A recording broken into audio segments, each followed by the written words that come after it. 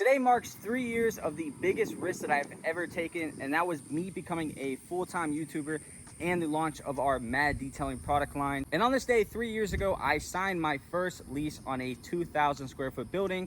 And for a year and a half, that building was perfect. We got everything done, the products and the detailing videos. But after a year and a half of being in that shop, we quickly outgrew it, and we knew we had to get into something bigger.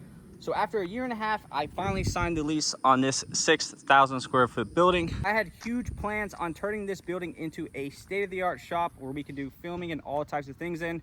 But the problem with being a full-time YouTuber is I had no time to completely finish it. So the footage that you guys are about to see is when we first moved in this building and the stuff that we have done. But now I'm in a position where I can do the full build out on the shop, and I'm super stoked. So that being said, let's hop right in the video. All right, so starting with the office area, I don't really care too much about this. This is not where we're gonna be, but right here, we're gonna have probably a couch, a TV, places for people to sit. And as you can see, that never happened. Just this little office. I'm not sure what we're gonna do here yet. Probably just like a little eating area, I'm not sure, but that's that. Coming over here, we have a very dirty bathroom. Is gonna be the main office for studio editing, videos, anything like that. Okay, so you weren't wrong here. But the best part about this entire place is right here. So as you guys can see, this shop is a major upgrade from the last one. This shop right here is 6,000 square feet, so that gives us all the room to do anything we could ever imagine. So this shop is a brand new building. No one's ever worked out of it. And the one flaw this building has is it was not set up for detailing. So as you guys can see right here, this was the only water spigot we had in the entire shop. So I don't know if you guys see how far it is, but there's the water. There's the shop door. It's like a mile long, and I'm not trying to run a hose. So we had my dad, the master plumber, out here. It is leaking right now, but he's got to tape it off. So what we did is we had to, all right, let me cover it up. So what we had to do was we're running a pipe from the main water line all the way down the side. They had to dig it up. So this pipe runs all the way down the side of this building. It took him like 2 weeks to do. That's because he's slow, but we're not going to talk about that. This is the first water outlet. We put one right here because what we're going to do out back here is we're going to lay a bunch of brick pavers along here, and we're going to have some stuff to hang all the carpets and floor mats and everything out here, so it'll be all organized, super clean. No, you're never gonna do any of that because if you see right here, this is the future. This is what it's gonna look like. So that plan never happened. So we had to run the pipe underneath the concrete 5 miles this way. We had to run it up the wall, and it goes into the shop. And I'll show you why it goes into the shop. So the pipe comes up there. We had to drill a hole, run it all the way through here to right here. So there's gonna be another outlet right here, and we're waiting on the pressure washer right now. It's been on back order for a while. So we're gonna do a full custom wash bay setup right here. Pressure washer, water filtration system, whole 9 yards, everything. Anything you want, we're gonna have it. Okay, fine, that's one thing that happened that you followed through with. You did do this nice pressure washer setup. We do have the water filtration system. We do have all this, but other than that, nothing else happened.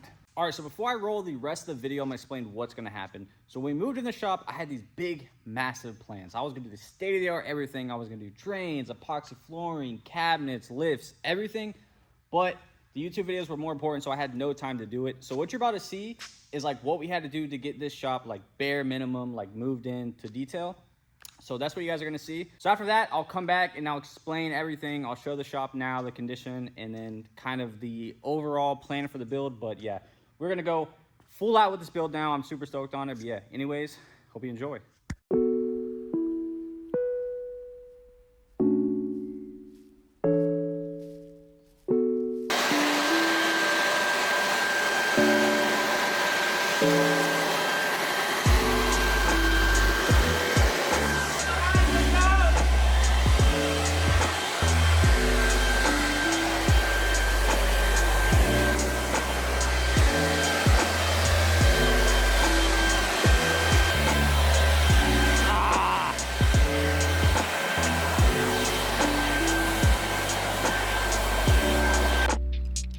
So dusty.